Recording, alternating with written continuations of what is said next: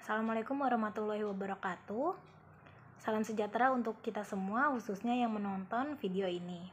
Saya ingin mempresentasikan materi perpajakan internasional tentang hubungan istimewa dalam transfer pricing, tax haven countries, penghindaran pajak, ketentuan penangkalan penghindaran pajak, dan juga advice pricing.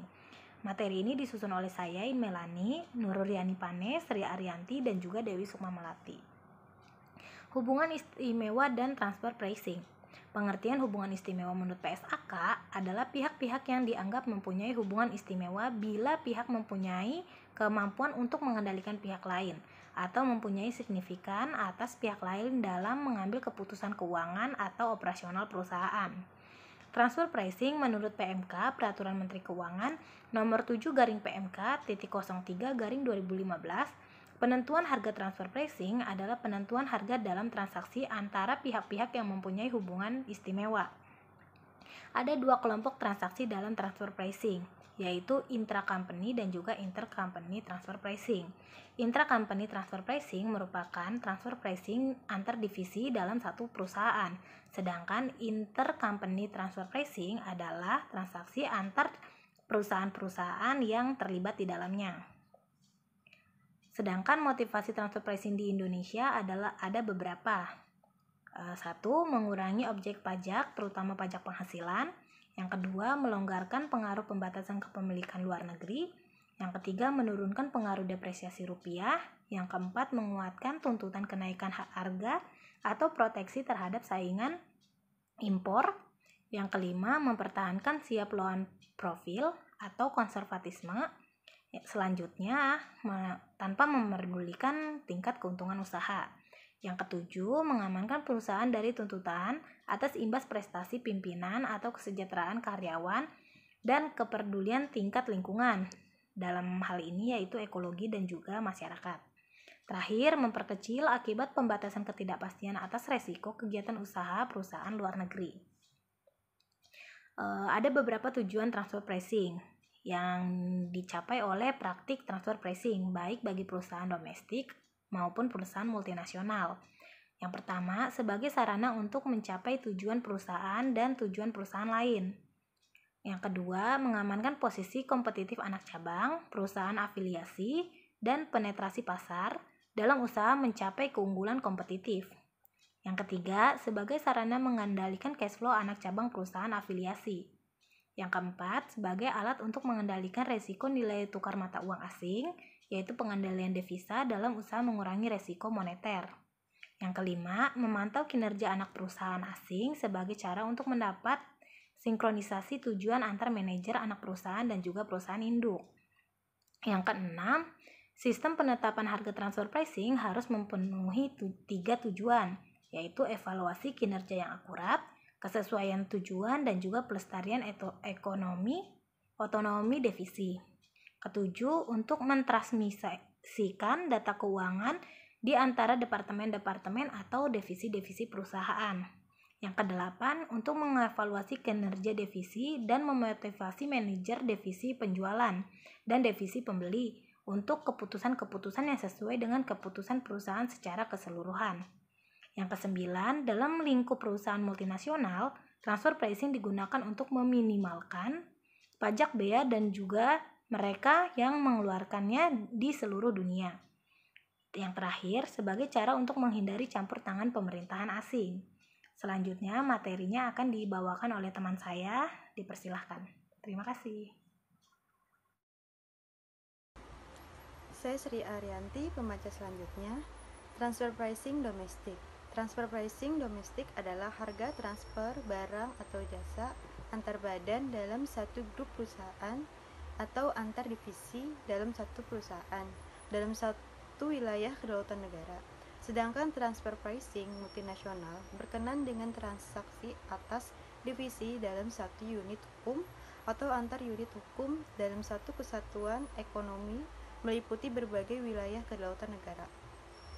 Tujuan ingin dicapai dalam rangka aplikasi transfer pricing baik bagi perusahaan domestik maupun bagi perusahaan multinasional adalah: yang pertama, evaluasi kinerja; yang kedua, motivasi manajemen; yang ketiga, pengendalian harga untuk lebih merefleksikan cost dan margin yang seharusnya diterima dari langganan dan penetapan harga optimal. Yang keempat, pengendalian pasar untuk mengamankan posisi kooperatif perusahaan. Beberapa transfer pricing. Transfer pricing design on cost. Sederhananya adalah menghemat sumber daya karena data biaya tersedia pada perusahaan. Yang kedua, market-based transfer pricing.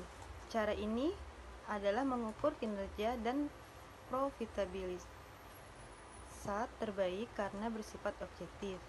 Yang ketiga, negotiated transfer pricing.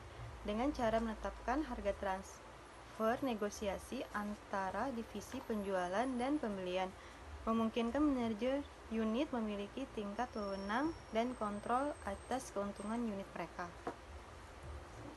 Metode penentuan harga transfer dalam suatu transaksi antar pihak yang mempunyai hubungan istimewa.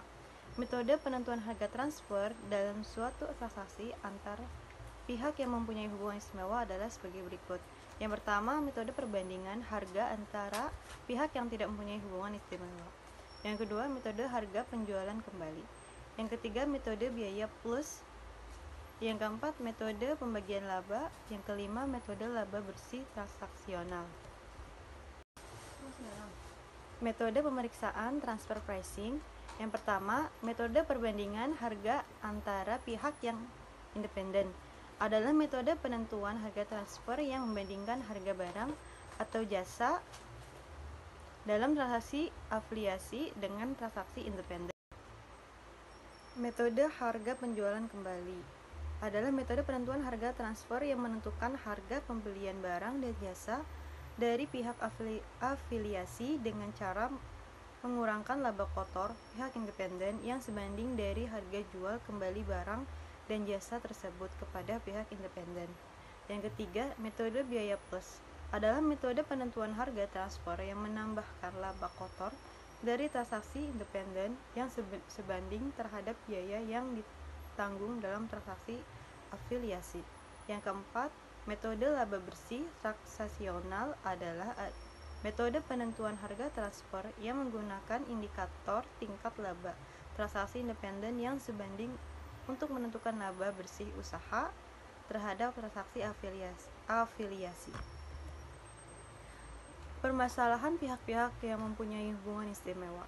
Yang pertama, ada kalanya harga transaksi antara pihak yang mempunyai hubungan istimewa tidak ditentukan menurut salah satu dari ketiga metode yang di atas. Kadang-kadang bahkan sama sekali tidak ada harga yang diperhitungkan.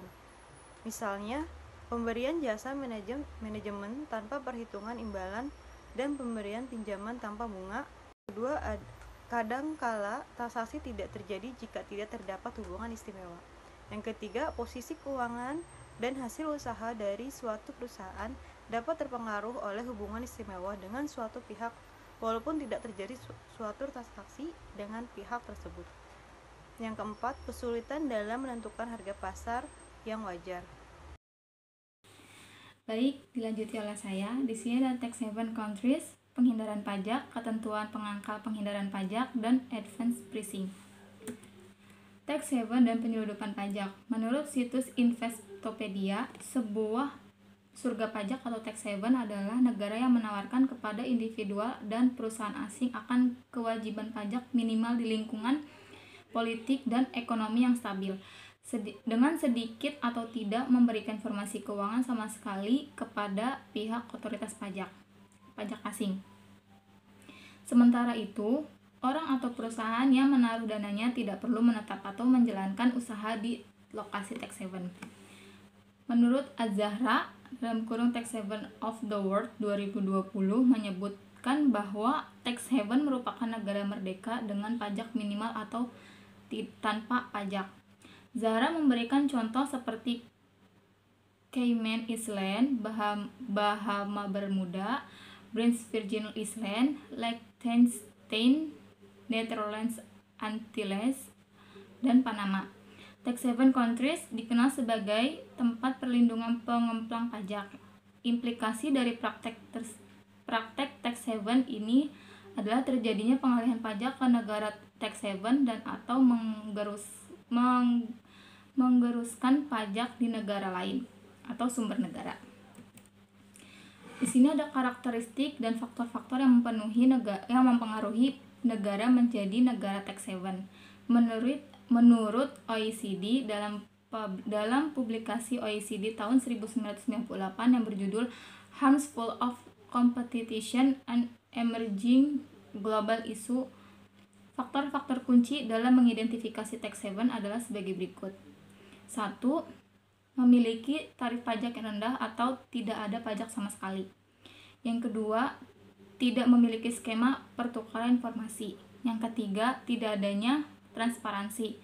Dan yang terakhir, tidak adanya persyaratan substansi ekonomi dalam pendirian perusahaan. Berbagai modus penghindaran pajak. Menurut Yunus tahun 2009, modus yang banyak dilakukan oleh para konglomerat atau pengusaha nakal antara lain, biasanya pengusaha nakal akan membentuk anak usaha di negara tax haven. Selanjutnya, selain itu, oknum yang menggunakan trust company atau jasa perusahaan asing yang mengelola dana pengusaha Indonesia. Yang ketiga, biasanya anak perusahaan tersebut berganti-ganti nama.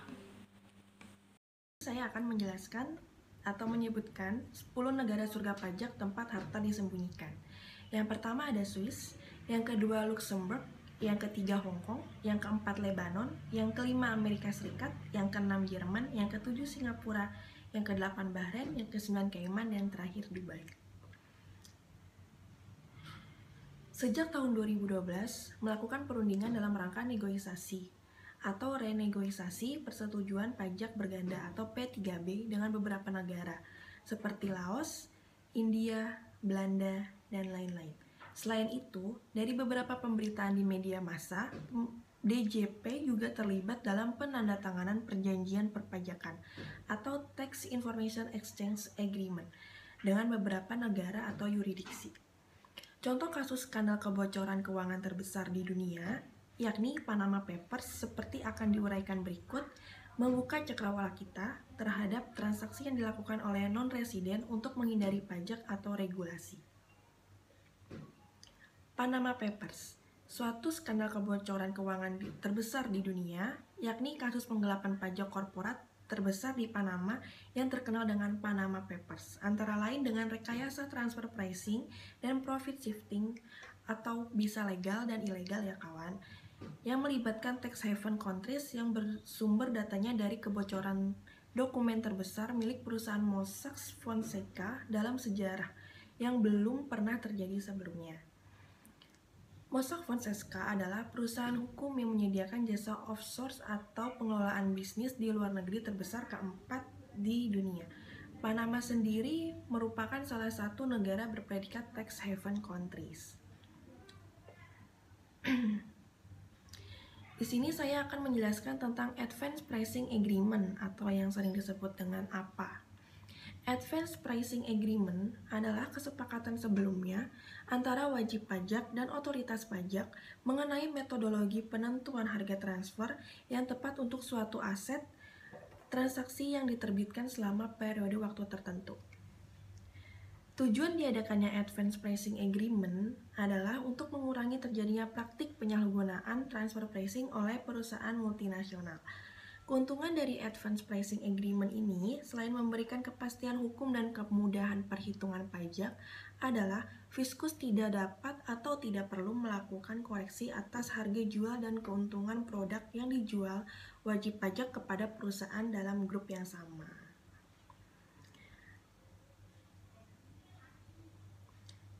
Ada beberapa manfaat apa, yaitu yang pertama adanya kepastian sehubungan dengan hasil penerimaan pajak dari transaksi internasional pembayar pajak dengan menyetujui terlebih dahulu penempatan harga yang wajar atau metodologi penentuan harga yang ditetapkan untuk transaksi internasional membayar pajak yang dicakup oleh APA.